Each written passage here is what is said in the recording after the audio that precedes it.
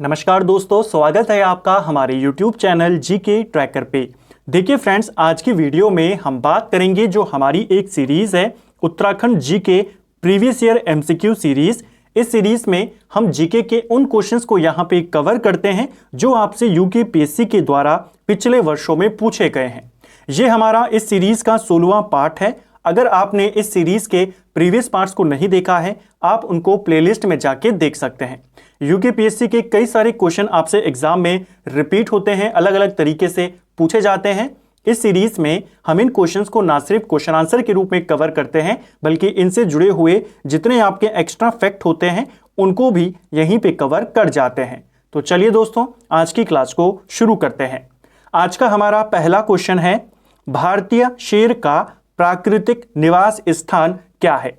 तो देखिए, जो इंडियन शेर होते हैं, भारतीय शेर हैं, इनका जो प्राकृतिक आवास माना जाता है गुजरात का गिर वन को माना जाता है। ऑप्शन बी हमारा सही आंसर हो जाएगा। कई बार आपसे ये क्वेश्चन भी बन जाता है, जो गिर वन है ये कहाँ है? तो ये आपके गुजरात में है। क्यों फेमस है? भारतीय शेर के प्राकृतिक आवास के रूप में प्रसिद्ध है।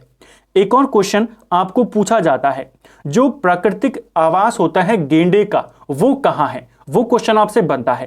तो जो एक सींग वाले गेंडे होते हैं उनका प्राकृतिक आवास काजीरंगा नेशनल पार्क है। इसकी भी लोकेशन बहुत बार आती है। क्यों फेमस है? एक सींग वाले गेंडे के लिए, और ये आपके असम में पड़ता है। तो इसको भी आपने याद करना है। ये दोनों क्वेश्चन आपसे पूछे जाते हैं, ठीक है।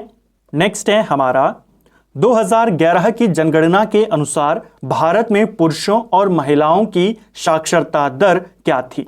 तो देखिए, 2011 की जनगणना हर एग्जाम में आपसे इसके नंबर्स पूछे जाते हैं।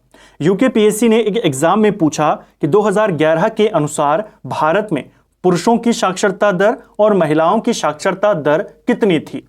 पहले आपको ओवरऑल पता होनी चाहिए इंडिया की जो लिटरेसी रेट था वो कितना था 2011 के अनुसार। इंडिया का लिटरेसी रेट था 74.04%, ठीक है। अगर हम पुरुषों की बात करें, पुरुषों का है 82.14% और महिलाओं का है 65.46%।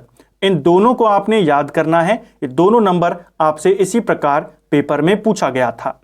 अगर हम सबसे ज्यादा साक्षरता वाले राज्यों की बात करें तो सबसे ज्यादा साक्षरता है केरल की, ठीक है।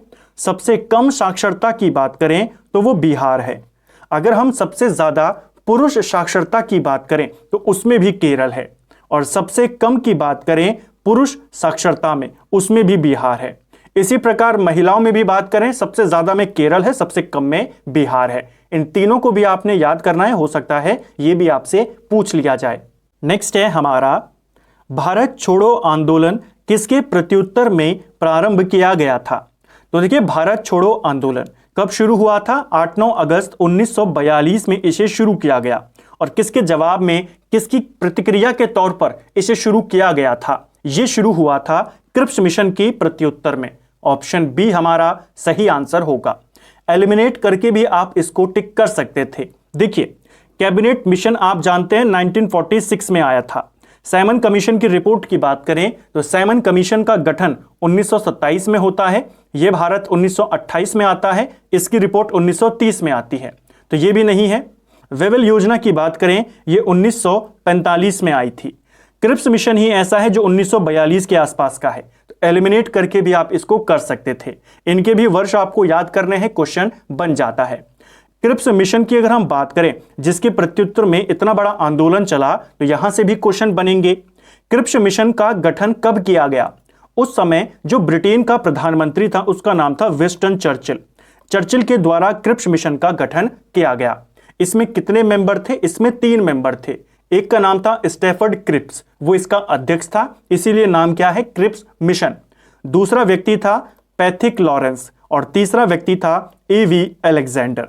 यही 3 व्यक्ति बाद में कैबिनेट मिशन में भी आते हैं। बस फर्क इतना था, जब पहली बार आए तब स्टैफर्ड क्रिप्स अध्यक्ष था, और जब कैबिनेट मिशन बनकर आए तब पैथिक लॉरेंस अध्यक्ष था। सिर्फ फर्क इतना था, ठीक है। इस मिशन का गठन करता है वो 11 मार्च 1942 को, ठीक है। कब बना ये? 11 मार्च को। 23 मार्च को क्रिप्स मिशन भारत आता है। यूकेपीएससी ने अपने एक परीक्षा में ये डेट पूछी थी कि क्रिप्स मिशन किस तिथि को भारत आया था। 23 मार्च 1942 को भारत आता है। क्रिप्स मिशन सिफारिश करता है, अपनी जो ये प्रस्ताव देता है उसमें कहता है कि युद्ध के बाद, क्योंकि उस समय सेकेंड वर्ल्ड वॉर चल रहा था, क्रिप्स मिशन कहता है कि हम लड़ाई के बाद भारत को डोमिनियन राज्य का दर्जा दे देंगे और एक अखिल भारतीय संघ का निर्माण भी करेंगे। इसकी इस मांग को यहां पर जो ये इसका प्रस्ताव था इसको स्वीकार नहीं किया जाता और महात्मा गांधी क्रिप्स मिशन को लेकर के, इसके प्रस्तावों को लेकर के एक स्टेटमेंट देते हैं। महात्मा गांधी कहते हैं कि जो इनका ये क्रिप्स मिशन है, जो क्रिप्स मिशन के प्रस्ताव हैं, यह एक आगे की तारीख का चेक है और इस ऐसे बैंक का चेक है जिसका बैंक नष्ट होने वाला है। किसने कहा था क्रिप्स मिशन के बारे में? गांधी ने कहा था। तो इसे भी आपने याद करना है, ठीक है। और इसी के बाद अगस्त में जाकर के एक आंदोलन शुरू होता है, भारत छोड़ो आंदोलन। इसको भी आपने याद करना है। भारत छोड़ो आंदोलन को लेकर भी आपसे दो बातें और पूछी जाती हैं। पहला, भारत छोड़ो आंदोलन का प्रस्ताव किसने बनाया था? भारत छोड़ो आंदोलन के प्रस्ताव को पेश किसने किया और इसका समर्थन किसने किया? इसके प्रस्ताव को गांधी ने बनाया था, पेश इसे नेहरू ने किया था और इसका समर्थन पटेल ने किया था। इन तीनों को आपने याद करना है, ठीक है। एक लास्ट क्वेश्चन जो यहां से बन सकता है, जब यह घोषित किया गया 8 अगस्त 1942 को ग्वालियर टैंक मैदान से कि भारत छोड़ो आंदोलन की शुरुआत होगी, गांधी के द्वारा करो या मरो का नारा दिया गया। इसके बाद अंग्रेजों के द्वारा एक ऑपरेशन चलाया गया, क्योंकि 9 तारीख से इसने बड़े स्तर पे शुरू होना था, तो 8 तारीख और 9 तारीख के बीच की जो समय था उसमें एक ऑपरेशन चलाया गया जिसका नाम था ऑपरेशन जीरो हावर, जिसके तहत सारे बड़े नेताओं को गिरफ्तार कर लिया गया था। ऑपरेशन भी याद करना है, सारे तथ्यों को हमने यहां पर डिस्कस किया, ठीक है। नेक्स्ट है हमारा, बजट पारित होने से पहले संसद द्वारा दिया जाने वाला अग्रिम अनुदान को क्या कहते हैं? तो देखिए, बजट पारित होने से पहले संसद के द्वारा जो अग्रिम अनुदान दिया जाता है उसे वोट ऑन अकाउंट कहते हैं। ऑप्शन बी हमारा सही आंसर होगा। जैसा आप जानते हैं, सरकार बिना किसी कानून के, बिना किसी विधेयक के, जो वित्त विधेयक होता है, संचित निधि से कोई भी पैसा नहीं निकाल सकती। कभी ऐसा होता है कि जब बजट को पास करना होता है उसमें सारा कि कहां कहां से पैसा आएगा और कहां कहां पैसा जाएगा, सारा हिसाब किताब उसमें होता है।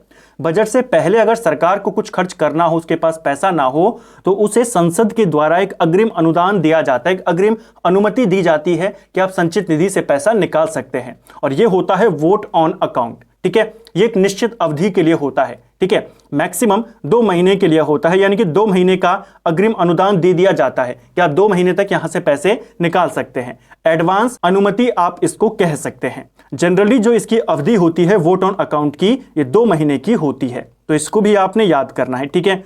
तो बस आपको इतना याद करना है, ये भी आपका प्रीवियस ईयर का है, कि जो अग्रिम अनुदान दिया जाता है बजट से पहले वो वोट ऑन अकाउंट कहलाता है। 2 महीने की इसकी अवधि होती है। संविधान में आर्टिकल 116 में इसके बारे में बताया गया है, ठीक है।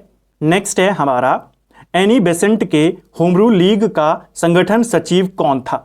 तो देखिए, एनी बेसेंट और बाल गंगाधर तिलक के द्वारा भारत में होम रूल लीग आंदोलन चलाया गया था। दोनों ने 1916 में इसकी शुरुआत करी थी। जो बाल गंगाधर तिलक थे, इन्होंने महाराष्ट्र, मध्य प्रांत, कर्नाटक के क्षेत्रों में इसका नेतृत्व किया और पूरे भारत के स्तर पर, अखिल इंडिया के स्तर पर एनी बेसेंट ने इसका नेतृत्व किया। क्वेश्चन यहां पर एनी बेसेंट वाली होम रूल लीग को है कि उन्होंने इसका सचिव किसे बनाया था। तो देखिए, एनी बेसेंट के द्वारा जो सचिव बनाया गया था वो जॉर्ज अरुंडेले को बनाया गया था। और इन्होंने होम रूल लीग का हेडक्वार्टर कहां बनाया था? इन्होंने हेडक्वार्टर बनाया था, जो एनी बेसेंट की होम रूल लीग थी, अडियार, जो कि मद्रास में आता है। तो हेडक्वार्टर भी पूछता है, सचिव भी पूछता है, दोनों आपको याद करने हैं, ठीक है। नेक्स्ट है हमारा, निम्नलिखित भाषाओं में से किस में महात्मा गांधी द्वारा हिंद स्वराज नामक पुस्तक मूल रूप से लिखी गई थी? तो देखिए, हिंद स्वराज किसकी किताब है? महात्मा गांधी की किताब है। लेकिन उत्तराखंड में आपसे यह क्वेश्चन पूछा गया कि ये जो हिंद स्वराज है मूल रूप से किस भाषा में लिखी गई थी? ये लिखी गई थी गुजराती भाषा में। ऑप्शन बी हमारा सही आंसर हो जाएगा। महात्मा गांधी के द्वारा इस पुस्तक को 1909 में लिखा गया और बाद में इस पुस्तक के ऊपर अंग्रेजों के द्वारा बैन लगा दिया गया था। फिर महात्मा गांधी ने इस किताब का इंग्लिश में कन्वर्जन किया, इंग्लिश में इसका अनुवाद किया इंडियन होम रूल के नाम से, और उस पर प्रतिबंध नहीं लगा था। तो क्वेश्चन बन सकता है कौन सी किताब थी जिस पर प्रतिबंध लगा? हिंद स्वराज। मूल रूप से किस भाषा में थी? गुजराती भाषा में थी। बाद में इसका अनुवाद महात्मा गांधी ने अंग्रेजी में किया। ठीक है, नेक्स्ट है हमारा, भारत छोड़ो आंदोलन के दौरान निम्नलिखित में से किस स्थान पर समांतर सरकार स्थापित की गई थी? तो समांतर सरकार को लेकर यूकेपीएससी के 3 क्वेश्चन अभी तक हम कवर कर चुके हैं। ये तीनों के तीनों आपसे यूकेपीएससी में ही आए थे। एक क्वेश्चन बना था आपसे जब हमने सबसे पहले कवर किया था कि भारत छोड़ो आंदोलन के दौरान सबसे पहले समांतर सरकार कहां बनी थी। एक क्वेश्चन ये था। दूसरा क्वेश्चन आयोग ने पूछा इसी टॉपिक से रिलेटेड कि जो समांतर सरकारें बनी भारत छोड़ो आंदोलन के दौरान उनमें सबसे लंबी चलने वाली सरकार कौन थी। और तीसरा क्वेश्चन यह है कहां कहां पर यह सरकारें बनी। तो एक ही टॉपिक से 3 प्रकार के प्रश्न आपके यहां पर बने हैं, इसीलिए हम यहां पर साथ में अतिरिक्त तथ्यों को भी कवर करते हुए चलते हैं जिससे आपके उनसे रिलेटेड सारी चीजें आपको एक जगह पर मिल सके। चलिए अब इसके सारे प्रश्नों के जवाब देखते हैं। देखिए, जब भारत छोड़ो आंदोलन की शुरुआत करी गई तो अलग अलग जगहों पर भारत में समांतर सरकार का गठन किया गया। सबसे पहले जो समांतर सरकार बनी वो बलिया में बनी थी। ठीक है, बलिया में अगस्त 1942 में चित्तू पांडे के नेतृत्व में समांतर सरकार का गठन किया गया सबसे पहले। ठीक है, इसके बाद अगर हम बात करें तामुलुक, ये आपके बंगाल के मिदनापुर जिले में आता है। यहां पर एक जातीय सरकार का गठन किया गया था, इसको भी याद करना है। क्वेश्चन बना है किस किस जगहों पर हुआ। सतारा में भी एक समांतर सरकार बनी थी। तो सबसे पहले बलिया में बनी चित्तू पांडे के नेतृत्व में, तामलुक में एक जातीय सरकार बनी और सतारा में भी एक सरकार बनी समांतर सरकार। तो उपयुक्त सभी यहां पर सही आंसर हो जाएगा। ठीक है, एक क्वेश्चन बनता है सबसे लंबी कहां पर चली। तो सबसे लंबी जो समांतर सरकार चली वो सतारा में चली। यहां की सरकार 1943 में बनी और 1945 तक ये सरकार यहां पर चली। यहां की जो सरकार थी इसे वाई.बी. चौहान और नाना पाटिल के द्वारा बनाया गया था। इन तीनों प्रश्नों को आपने याद करना है। अब फिर से देखते हैं तीनों प्रश्नों को। सबसे पहले समांतर सरकार बलिया में बनी, सबसे लंबी समांतर सरकार सतारा की चली और कहां कहां बनी थी? इन तीनों जगहों पर बनी थी। इन्हीं तीनों के नाम आपसे ज्यादातर पूछे जाते हैं। नेक्स्ट है हमारा, निम्न में से कौन सा एक पृथ्वी का फलो उद्यान कहा जाता है? तो देखिए, पृथ्वी का फलो उद्यान ये भी यूकेपीएससी ने पूछा। ये कहा जाता है भूमध्य सागरीय वनों को। जो भूमध्य सागरीय वन होते हैं, भूमध्य सागर के जो आपके क्षेत्र हैं उनके निकट पाए जाते हैं, इन क्षेत्रों को, इन वनों को पृथ्वी का फलो उद्यान बोला जाता है। इसको भी याद करना है, ऐसे क्वेश्चन आपसे एग्जाम में बनते रहते हैं। नेक्स्ट है, शिलालेखों के अध्ययन को क्या कहा जाता है? तो देखिए, जो आपके शिलालेख होते हैं इनके अध्ययन को एपिग्राफी बोला जाता है। ऑप्शन डी हमारा सही आंसर होगा। एपिग्राफी जिसे हम हिंदी में लिखते हैं पुरालेख। तो जो आपके अभिलेख होते हैं, शिलालेख होते हैं, इनके अध्ययन को पुरालेख बोला जाता है या आपके एपिग्राफी बोला जाता है। ठीक है, पुरालेख अध्ययन। नेक्स्ट है हमारा, भारत सरकार द्वारा राष्ट्रीय जनसंख्या नीति की घोषणा कब हुई थी? ये क्वेश्चन बहुत अच्छा क्वेश्चन था, आयोग ने इसको पूछा था, डेट सहित पूछा। तीनों में आपको 2000 दे दिया साथ में, तो डेट पूछी थी। और कंफ्यूजिंग एक क्वेश्चन था क्योंकि 2 चीजें हैं, एक आती है राष्ट्रीय जनसंख्या नीति और एक आता है राष्ट्रीय जनसंख्या आयोग। ठीक है, और दोनों की तिथि और वर्ष इस क्वेश्चन में आपको मिल जाएगा। तो कंफ्यूजिंग क्वेश्चन था। देखिए, जो राष्ट्रीय जनसंख्या नीति है ये आई थी, इसकी घोषणा होती है 15 फरवरी सन 2000 में। ठीक है, और इस नीति के क्रियान्वयन के लिए, इस नीति को अच्छे से चलाने के लिए एक आयोग बनाया जाता है, राष्ट्रीय जनसंख्या आयोग, और यह बनता है 11 मई 2000 को। तो दोनों क्वेश्चन आपने याद करने हैं। नीति की घोषणा कब हुई? 15 फरवरी को, और आयोग कब बना? 11 मई को। ज्यादातर एग्जाम में भी ये क्वेश्चन आपसे पूछा गया है, लेकिन वहां पर केवल वर्ष पूछा जाता है, लेकिन आयोग ने यहां पर आपसे इस तरीके के ऑप्शन दिए थे। तो आपको दोनों याद करना है। राष्ट्रीय जनसंख्या नीति पूछेगा 15 फरवरी 2000 और राष्ट्रीय जनसंख्या आयोग पूछेगा 11 मई 2000। ठीक है, नेक्स्ट है हमारा, हमारे वायुमंडल में ट्रोपोस्फियर की लगभग ऊंचाई कितनी है? तो देखिए, जो वायुमंडल होता है 5 परतें इसमें होती हैं। सबसे नीचे आपका ट्रोपोस्फियर होता है जिसे हम शोभ मंडल कहते हैं। उसके ऊपर आपका स्ट्रेटोस्फियर होता है जिसे हम समताप मंडल कहते हैं। उसके ऊपर होता है मध्य मंडल जिसे हम मेसोस्फियर कहते हैं। फिर होता है आपका ताप मंडल जिसे हम आयन मंडल भी कहते हैं। और सबसे ऊपर होता है आपका बाह्य मंडल, जिसे हम एक्सोस्फीयर कहते हैं। तो आपसे पूछा है ग्राउंड से लेकर के कितने किलोमीटर ऊपर तक ट्रोपोस्फीयर पाई जाती है, शुभ मंडल। ये पाया जाता है आपका देखिए 8 से लेकर के 18 किलोमीटर की ऊंचाई तक। अगर हम इसके आधार पे देखें तो 11 किलोमीटर इसका सही आंसर हो जाएगा। ठीक है, जो आपका ट्रोपोस्फीयर होता है, ग्राउंड से अगर हम बात करें इस तरीके से ये जाती है, तो जो पोल्स होते हैं, पोल्स पर इसकी ऊंचाई लगभग 8 किलोमीटर होती है ये एरिया, और जो भूमध्य रेखा होती है वहां पर ये आपके लगभग 18 किलोमीटर तक होती है। यानी सिंपल सिर्फ इतना याद करना है, ट्रोपोस्फीयर की ऊंचाई कितनी होती है, 8 से 18 किलोमीटर। सही आंसर हो जाएगा 11 किलोमीटर। समताप मंडल की बात करें तो समताप मंडल आपके 18 से 50 किलोमीटर तक चलता है। ठीक है, इसके बाद आता है मध्य मंडल। मध्य मंडल आपके 50 से 80 और कहीं कहीं पर 90 किलोमीटर तक इसे दिया गया है। आपको पहला रेफरेंस 80 को देना है, ये आपका मध्य मंडल है। इसके बाद ताप मंडल आता है, जिसे आयन मंडल भी कहते हैं। ये आपके 80 से शुरू होकर 600 किलोमीटर तक जाता है। और सबसे बाहरी परत जो होती है बाह्य मंडल एक्सोस्फीयर 640 किलोमीटर के ऊपर होती है। तो ये चारों के क्रम हमने देखे, इसका आंसर आपका क्या है, 11 किलोमीटर सही उत्तर है। ठीक है, नेक्स्ट है हमारा नानाघाट अभिलेख निम्नलिखित में से किस शासक के विषय में विस्तृत जानकारी प्रदान करता है। देखिए, नानाघाट अभिलेख हमें महाराष्ट्र से मिला है और ये अभिलेख सातवाहन राजाओं का है। किस वंश का है, कई बार वंश भी पूछ लेता है, सातवाहन का है। यहां पर सारे राजे किस वंश के हैं, सारे राजा यहां पे सातवाहन वंश के हैं। जो शातकर्णी प्रथम है इसका अभिलेख माना जाता है नानाघाट अभिलेख, इसको आपने याद करना है। इस शातकर्णी प्रथम को कुछ जगहों पर शातकी भी लिखा गया है, तो इसको भी आपने याद करना है। किससे रिलेटेड है, शातकर्णी प्रथम का, किसका अभिलेख है ये। देखिए, जो ये शातकर्णी प्रथम है, शातवाहन वंश का पहला प्रतापी राजा इसको माना जाता है। ठीक है, सबसे प्रतापी तो कौन है आप जानते हैं, गौतमीपुत्र शातकर्णी, लेकिन सबसे पहला अगर हम बात करें तो वो इसको माना जाता है महान राजा। इसकी एक पत्नी थी जिसका नाम था, कहीं पर इसे नायनिका लिखा है और कहीं पर इसे नागनिका लिखा है।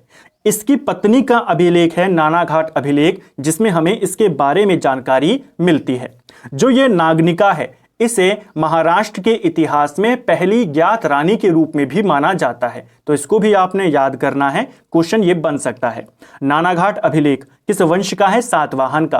किसका है, नागनिकी या नायनकी का है। वो कौन है, शातकर्णी प्रथम की पत्नी है। किसके बारे में ये जानकारी देता है, इसके बारे में, इसकी जो उपलब्धियां हैं उसके बारे में ये हमें बताता है।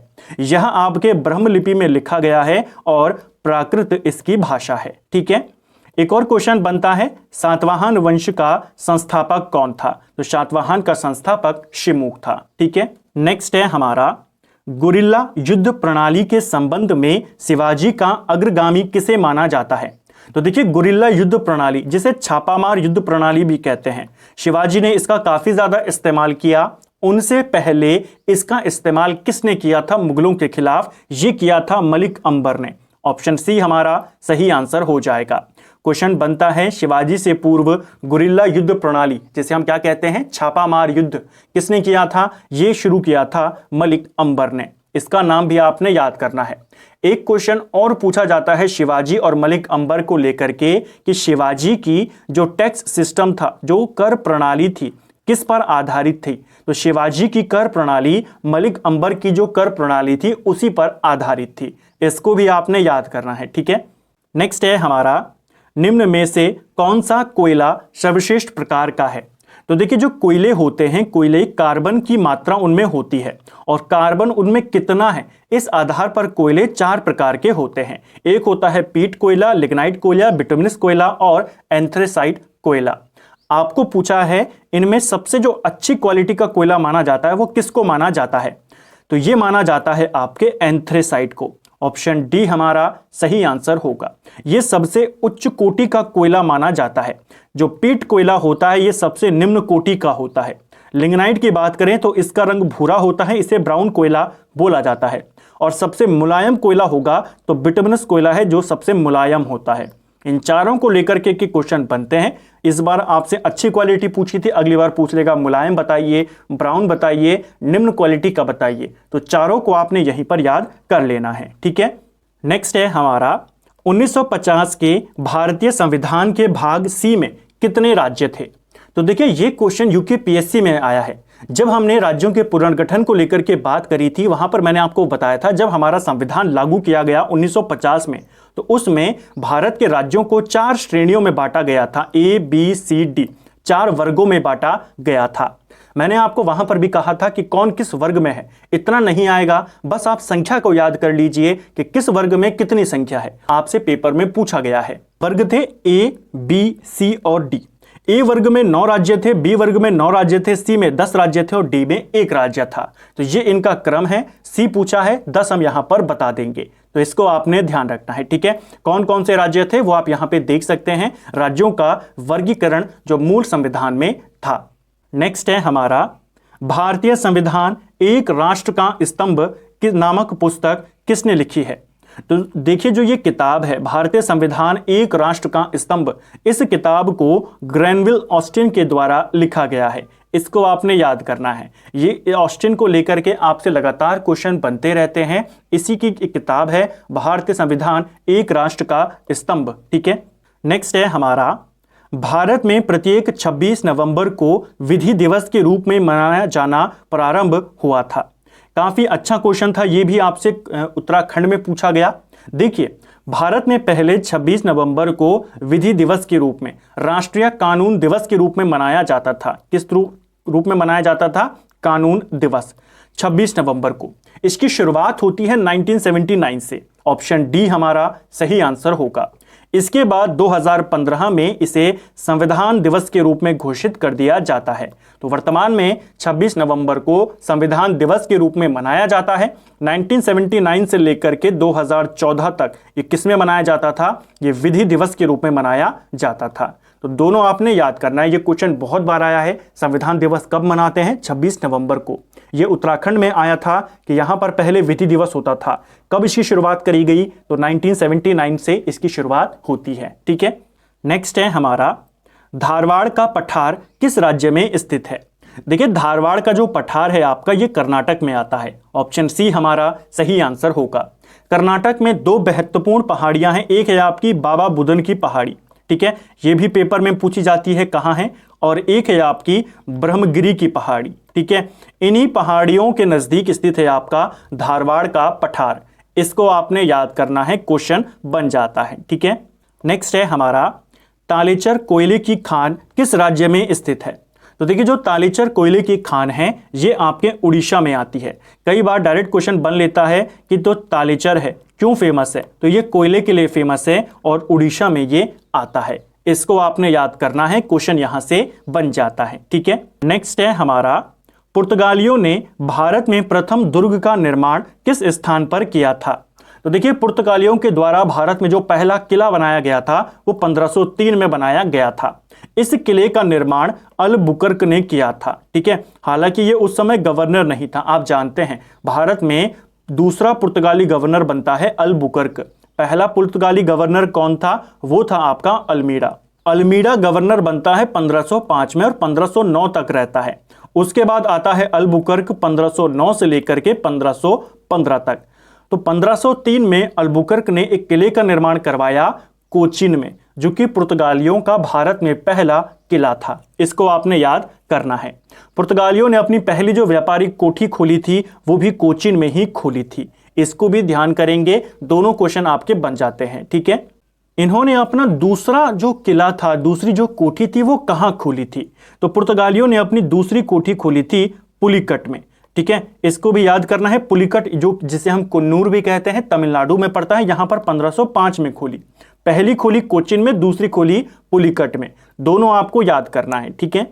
पहली वाली जो खोली वो दूसरे गवर्नर ने खोली अलबुकर्क ने, और दूसरी वाली जो खोली वो पहले गवर्नर ने खोली अल्मीडा ने। तो इसको भी आपको इस तरीके से याद करना है। ये था हमारा जो हमारी सीरीज है Uttarakhand GK previous year question series, जिसमें हम जीके के उन क्वेश्चंस को कवर करते आते हैं जो आपसे प्रीवियस ईयर में कई बार पूछे जा चुके हैं। इन प्रश्नों को हमने पूरी डिटेल के साथ यहाँ पे कवर किया। उम्मीद करता हूं आपको आज का वीडियो पसंद आया होगा। अगर आपको ये वीडियो पसंद आया है तो वीडियो को लाइक करें। अगर आप चैनल पर पहली बार आए हैं, चैनल को सब्सक्राइब करें, अपने दोस्तों के साथ शेयर करें। वीडियो आपको कैसे लगी कमेंट बॉक्स में ज़रूर बताएं और इसी प्रकार की वीडियोस को देखने के लिए चैनल की प्लेलिस्ट को विजिट ज़रूर करें। Thank you friends.